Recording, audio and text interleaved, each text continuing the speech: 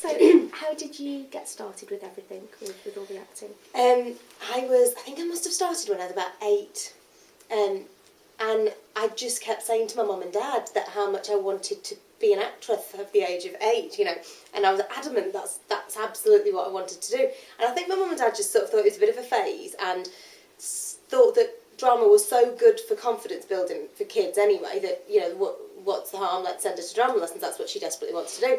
So I started drama lessons at the age of 8 with a local drama teacher called Amanda Andrews, who's still a very good friend of mine now, and I did festivals and my exams and that kind of thing, and then took my GCSE when I was 12 or 13, look at a few years early, and then I'd sort of done everything, like, you know, in terms of qualifications, which is what the Amanda Andrews Drama School specialised in. She set up an agency, like very small agency, and handpicked a few people that she'd like to look after. Fortunately, I was one of them. So from the age of, I was 8, 9, 10, 12, maybe 15, 16, that's when I started going up for things, you know, having auditions and television and whatever.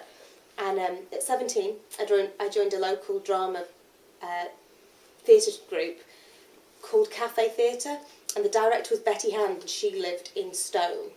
And we toured with the company. We went to Edinburgh Fringe Festival, Buxton, did a few venues on the outskirts of London, and that took about 6 months of my time, and that was like a proper job. That was my job. I was a jobbing actress at that point at the age of 17, and from that point on just got the next job, which I think was Holby City, and then Doctors, and then carried on working in television, really. Didn't look back. What do I love about it so much? I kind of like getting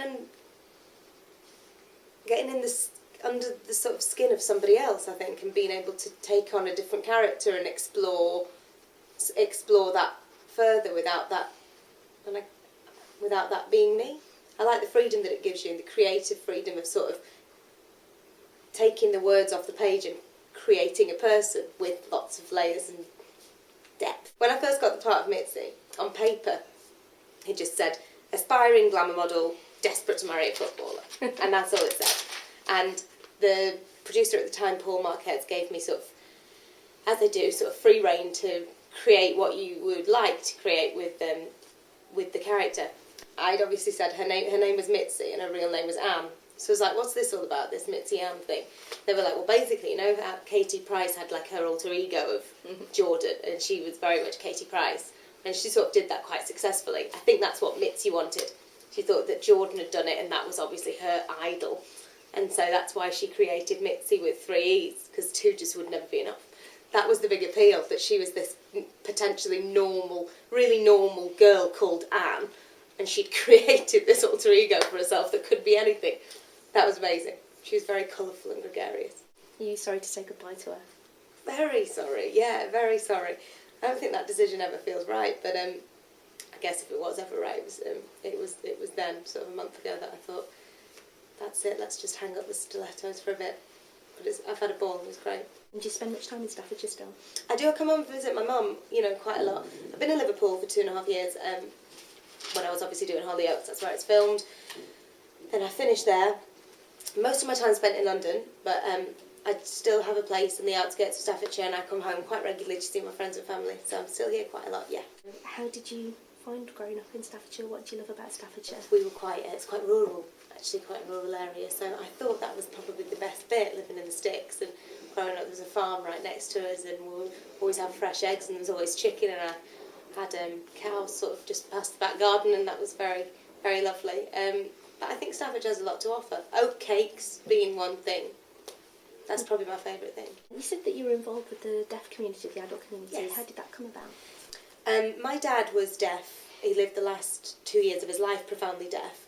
And although my dad didn't sign, because he'd had a voice all his life so he could communicate quite eloquently, I sort of saw what an effect that has on a family and how difficult somebody's life is when they don't have hearing. And that's somebody who had a voice. And obviously if you're born deaf, communication's also difficult. So I consider my dad quite lucky, actually. So 2 years later, that kind of gave me the impetus to go and learn sign language, really. I just kind of had a bit of a personal connection to it, and I wanted to do something as well, you know, with my time, you know, something like another string to your bow or whatever. And that seemed like the right thing to do. So I kind of did it, very much enjoyed it, and got better and better at it. was never the plan, but I kind of got the bug for it, and I ended up training as an interpreter. It's nice to do something that you care about between acting jobs. Obviously, acting's like my passion and what I would always like to do. But as an actress, you sometimes have to take other jobs, be it like bar work or waitressing or whatever. So it's actually nice that I'd got something that I cared about so much to do between jobs. The charity NDCS, the National Deaf Children's Society, I got involved with them about 3 years ago. I think that they're great, and I've had a lot of involvement with the deaf community for years now. But they with deaf adults, I haven't really had much to do with deaf children, and that's obviously what they specialise in. So it's kind of like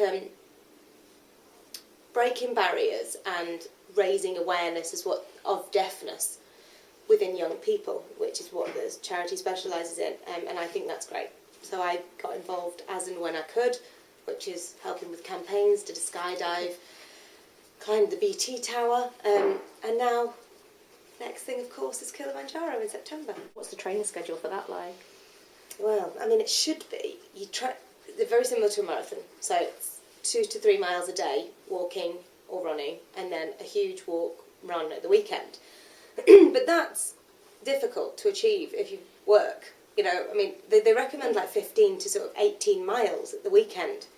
That's quite a lot to do. But I've so far been managing, not every week, but I've been managing to do that. And also training in altitude chamber, which is obviously emulates like the altitude, which is apparently that's the most difficult bit. It's not so much about physical fitness, it's more about dealing with the altitude sickness and whether you can or can't do that. I'm climbing it with my good friend Victoria Atkin, who started at the same time as me in the show. She played Jason/Jasmine, the transgender character. She's now in LA, so she's training in sunny LA. Wow, that sounds nice. Yeah, it sounds a bit better than here, but there we go. You're also involved with Donna Louise Hospice? Yes, that's right, yeah, locally, yeah. How did that happen? I went to the Heroes evening, I think it's called Staffordshire Heroes. Jonathan Wilkes very kindly invited me along to go and present an award there, and I didn't really know anything about it, or didn't know any. I'd heard of Donna Louise, as everybody from Stoke and Staffordshire has, without being aware of what they actually did. So I met Mel at the charity, had a little chat, and she said, you know, come down and have a look what we do. So I went to the hospice. I was just quite overwhelmed by it, really. It's a really special place. Yeah. And they do some phenomenal work. So I just sort of said, yeah, like, where do I sign? What do you want me to do?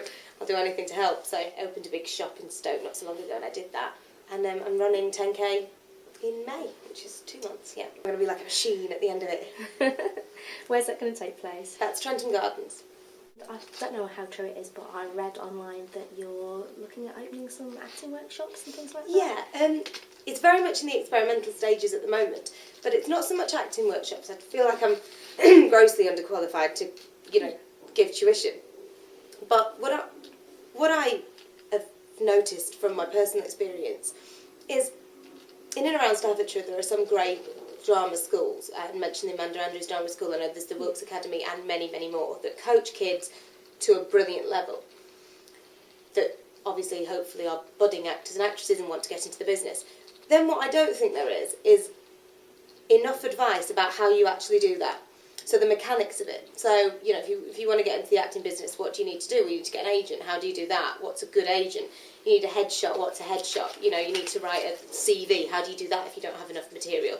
Showreel's a good idea. What goes on a showreel? So I think like the actual mechanics behind getting into the business, there's potentially a breach there on that there's no real information on how you do that.